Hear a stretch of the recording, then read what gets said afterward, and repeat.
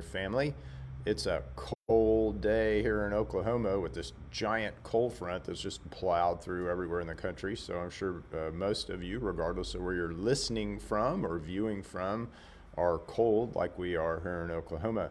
I've got my nice, hot, warm, wonderful energy and wellness tea that's come from Neighborhood Nutrition, and I'm ready to talk to you guys about some interesting thoughts. So we're going to dive down the rabbit hole in some interesting ways this morning.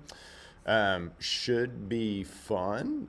We should be quite entertained. But the first thing that we want to do, or I want to do, is really talk to you guys about no, this right here. See, and I know that you guys have never noticed that I have this giant, huge cyst, or used to have this cyst on my neck. Well, I don't anymore. And I want to talk about that just for a second because I'm normally pretty dang hard on the medical system, right? So, by the way, this is what we're going to talk about today, but I'll come back to that in a second. Let me get over here. Hold on. I'm driving now. Okay. But I want to talk a little bit about, I'm hard on the medical system because I think the medical system is a business model, and that business model is not always in our best interest, right? So there's lots of little loops, let's say, in that business model that don't help you, and they're kind of money-making things, right? But there are definitely great things about the medical system, and in particular, traumatic, acute care, surgery, things like this, right?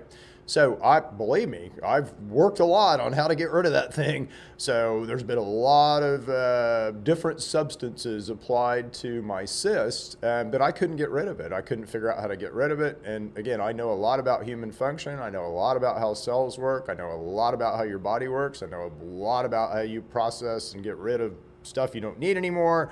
I know a lot about autophagy and kind of how you get rid of stuff like this. And I couldn't cause my body, let's say, to get rid of it. So in cases like this, I needed the medical system.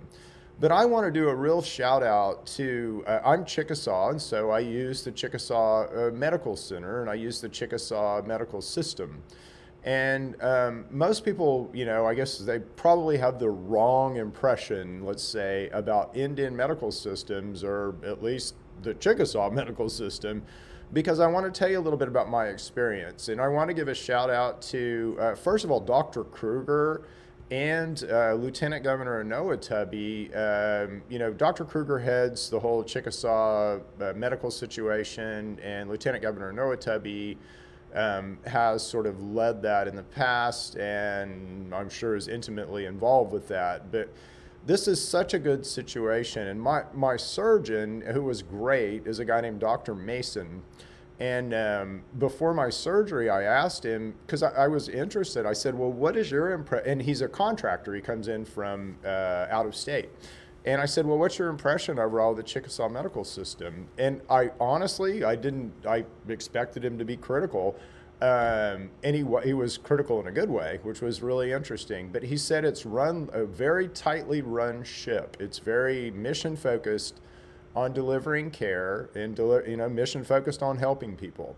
And that was absolutely my experience. So my nurse tech, Tim, the people that checked me in, the anesthesiologist, it was a wonderful, wonderful experience.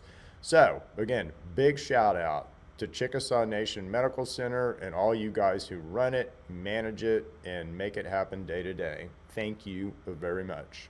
All right, so now let's get to the task at hand. I want to talk to you guys really about Christmas, right? So, and its relationship to the sun, and the sun's relationship to you and Jesus, and how all that kind of ties together. So this should be fun. We're going to go down a deep rabbit hole today. But I point this out. If you go and look at winter solstice, and then, winter solstice is December 21st and 22nd. So we just passed winter solstice. Winter solstice is when we're furthest away from the sun or closest to the sun. Anyway, it has to do with the sun, so I can't remember if it's, when we're cold. But winter solstice is a time, of attention and focus on the sun, right? So there you go. We're just going to go right on down this rabbit hole.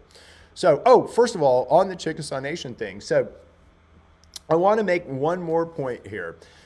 This is what we do at Neighborhood Nutrition. So really, really easy to thermal image and look at things. So this is me, this morning.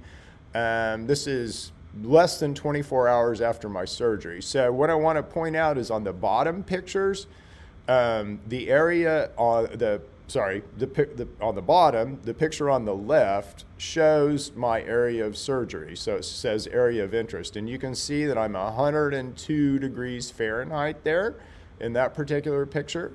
And then when you compare that to the other side of my face, you can see there that I'm 94.2 degrees. So I'm a little bit, and what that means is I've just got a lot more kind of going on. I got a little bit more heat on one side. But then if you really look directly at my neck, so that's the upper picture, the upper left, you can see that there's not much of a heat delta between the different sides of my face, when you're directly comparing the different sides. I definitely do have a little bit more heat, where I had the area of impact and a little bit more drainage over there, but not much, which is shocking. So when good medical practice, which is what I got at the Chickasaw Nation Medical Center, meets really good diet, behavior, and personal practice, which is what Cindy and I do, then good things happen. And literally, my pain from this never exceeded a 1. And again, obviously, I have very little inflammation. Inflammation shows up great on a thermal image. Okay, so anyway, now let's get back to the task at hand. Sorry about that. I forgot I had that additional slide. So what is and we may go a little long today. Normally I try to keep these to, 30 minutes or so, but we may go a little long because I got a lot of information I want to give you guys today. So what is our direct connection to the sun? I really want to talk about this because this is important. We are intimately tied to the sun, okay? We would not exist without the sun. The energy that we get comes from the sun, and it either comes from the sun through how it makes food for us, through plants, or it comes to us directly. And again, we'll talk about that. We are like a big antenna. We literally store radiant energy from the sun. Your fat does that, believe it or not. So your fat contains resonant cavities that store, see this thing that says absorption right here? Well, part of that absorption is you, okay? So you absorb radiant energy from the sun. Tesla, if you go back and look at Tesla's patents, he talks about radiant energy because he's talking about energy from the sun. Cool stuff, huh? Yeah. But there's a little bit more to it, so it gets a little bit more complicated. And again, even the Earth, and this is just this sort of complicated and chaotic slide, shows how much of the Earth's processes are driven by the sun. So not only are you affected by the sun, but the giant spinning ball that you stand on every day is uber affected by the sun, okay? All right, so how else are you affected by the sun? Well, we have something called a circadian rhythm. And this comes literally from light that enters our eyes and hits the subcumbient nucleus, or whatever it's called, right? SCN.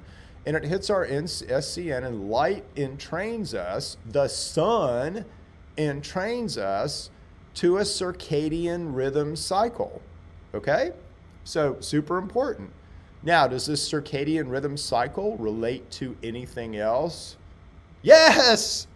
Our cells literally are synced to this cycle and synced to the sun. Cool stuff, huh? So your function is directly related to that big bright ball in the sky. And cells cycle through a complete, kind of life and death cycle based on that rhythm, based on the light that you get in your eyes. Cool beans, huh? How close are you to the sun? How close are we tied to the sun? And don't let the spelling be lost on you. The sun, like Jesus, if it's not clear, okay? Our cells are not only synced with the bright shining ball in the sky, they're synced with Jesus. Cool, huh? So, I hate saying this word. You guys can pronounce it however you want. Zuckerbergs or whatever. I tried to, I played it like 6 times on the computer this morning so I'd remember it, but sorry, it's gone. So pronounce it any way that you will. But what these guys are things that will affect our circadian rhythm, okay? So our circadian rhythm, or the rhythm of our cells, if you want to look at it that way, is absolutely affected by light. But what else affects it? Eating, feeding. When you eat, you disrupt, you change your normal circadian rhythm, okay? Now we've all got to eat, but we don't want to cause chaos. We don't want to cause chaos in the system, right?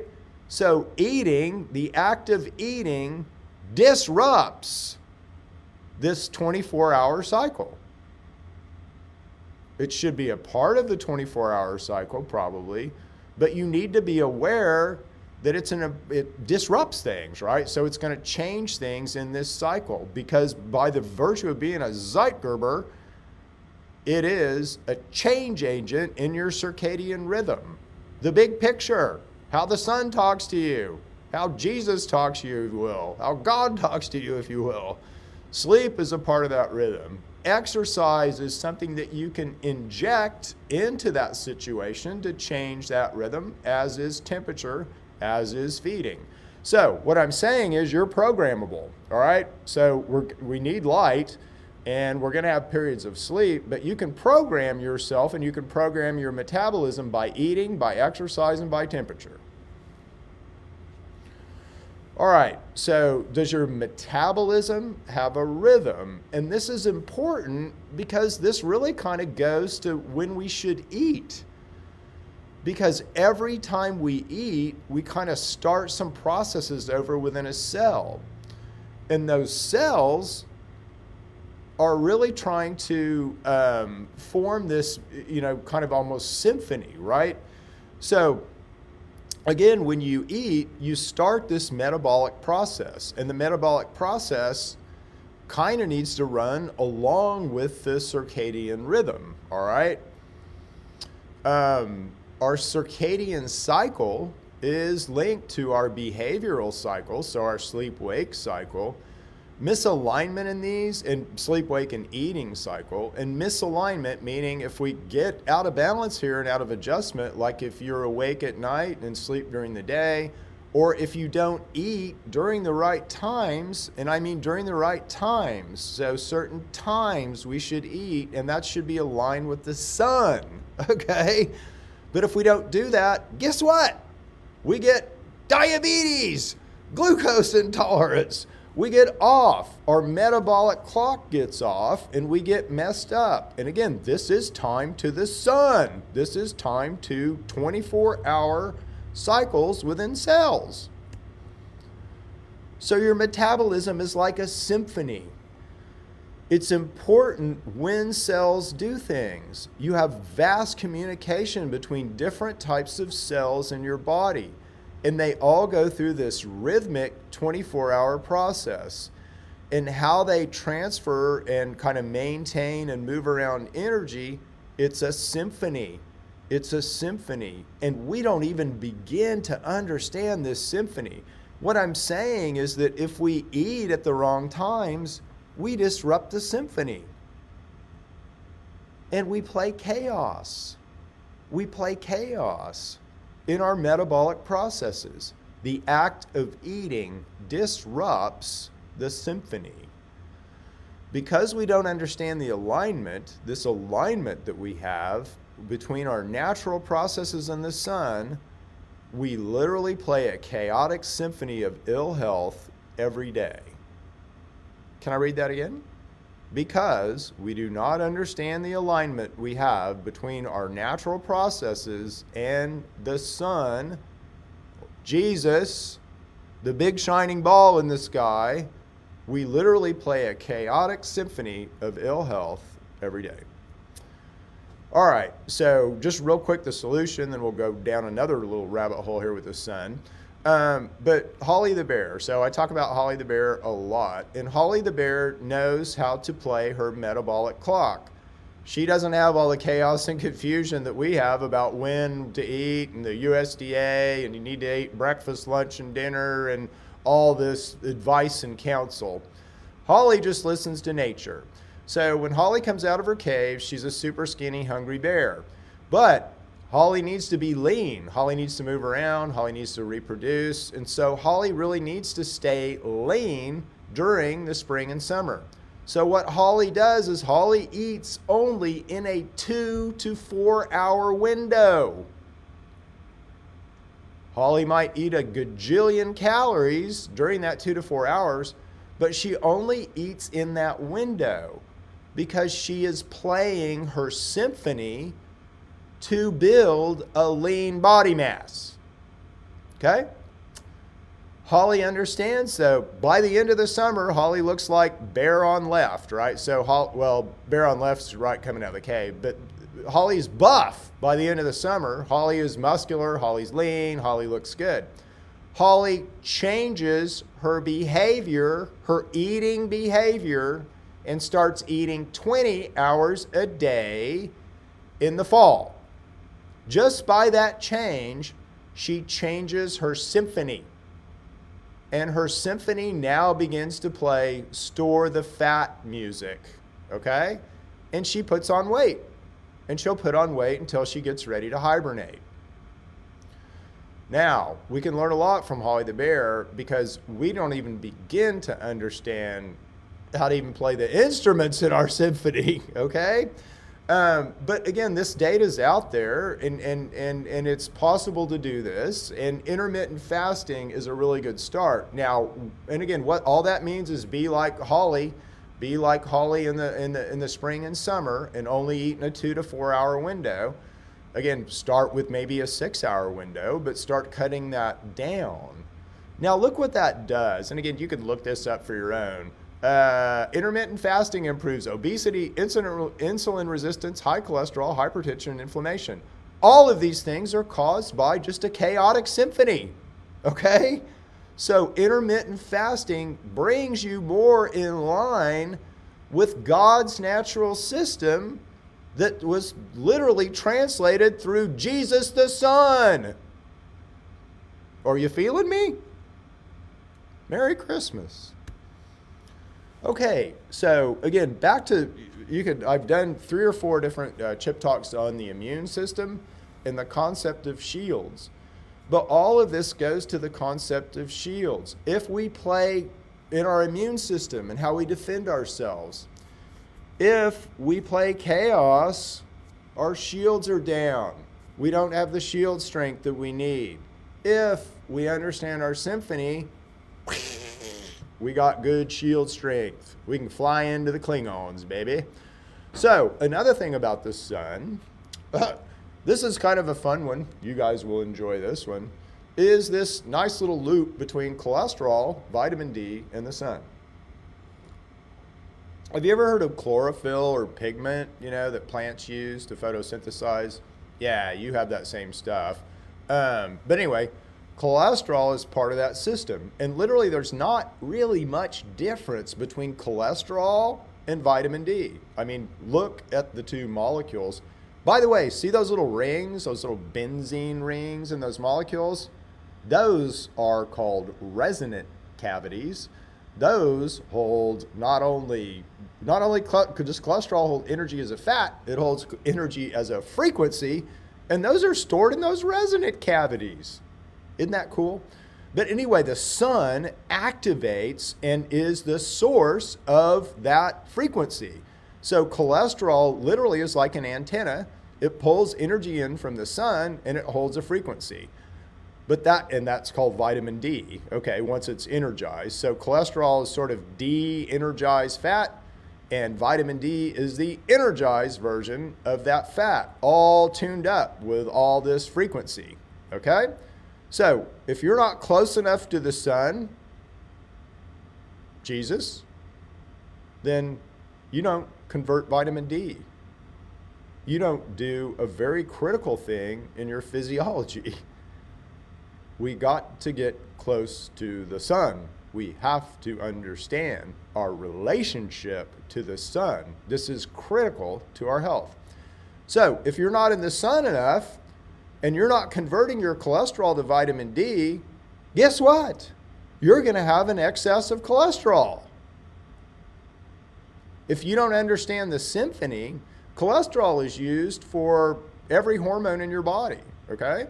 If you don't understand the symphony, you'll be making cholesterol all the time and not using it, not burning it, not using it to build other molecules. That's all part of understanding the symphony, okay? The symphony of metabolism. And right now we just play chaos because we don't understand this. Without vitamin D, folks, we're sitting ducks to pathogenic bacteria. And throw a little, again, if I want to grow bacteria back there in my lab, sugar is a great way to do it, right? And again, so, no vitamin D and a bunch of sugar, you're a bacterial sitting duck. And most disease is caused by what? Bacteria. Yeah. You see in the picture? By the way, this looks almost purposeful. It's up to you whether you go down that conspiracy rabbit hole, but it does, sadly. So, and again, not by Dr. Joe, but by the institutions have almost been set up to create this whole chain of events. Let's say, okay, now. Let's tie all this up in a pretty little bow, shall we? If you go back to any kind of textbook before 1900, you're going to find that if you're a kiddo, you're taught about the 5 indigenous races of man, or 4 indigenous races at one time. These indigenous races were indigenous to areas of the world. Why aren't we taught about this anymore? We all come from these 5 genesis of men. So we're all connected. We're all, 1 or 5 people, if you will. So there you go. Well, before there was Christianity, there was something, right? And again, the indigenous existed before Christianity. So what was there, right? So what did we talk about before Jesus came? What did we talk about before Jesus gave us probably this new, focus on the sun that somehow we've lost? But I think Jesus taught us that, and I don't know where that teaching is, but I think he taught us everything I'm trying to teach you. Anyway, but we'll probably recover that again at some point. But, again, so before Christianity, though, there were 5 indigenous races of men. And if you go back to Egypt, and Egypt is about the furthest back that you can go to find kind of ancient writings. Well, China, but all these match, so India goes back really to Egypt. But Egypt, very, very old teachings. And the oldest of the old teacher was a gent named Hermes, right? And Hermes was, in Greek and Roman philosophy, he's a god, but he appeared to be a man that, lived in Egypt. And people would come from far and wide to learn from Hermes and learn about his teachings about the sun and about how the sun affected us and how the sun, was kind of our everything and our it. He'd teach about so above, as above, so below.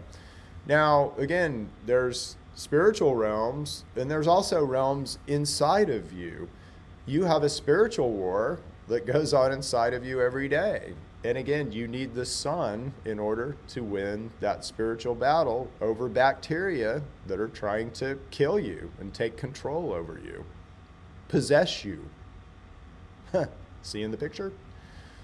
Okay, so is Jesus associated with the Son? You guys can satisfy yourself there. When you think of Jesus, do you think of the Son? I mean, when you think of Jesus in your heart, do you think of the Son? You do. We all do. Okay, so again, our cells are synced with the Son. All right? I mean, it just doesn't get any bigger and better than that. See that little guy in the bottom right, that little blue circle that says P53? That's your cancer killer, boys and girls. Synced with the Son. All right, so we'll leave it there. Merry Christmas. Love you guys. As always, there will be more to come on Chip Talks. We'll continue to go down the rabbit hole. We'll continue to try to get this right. We'll continue to teach our truths.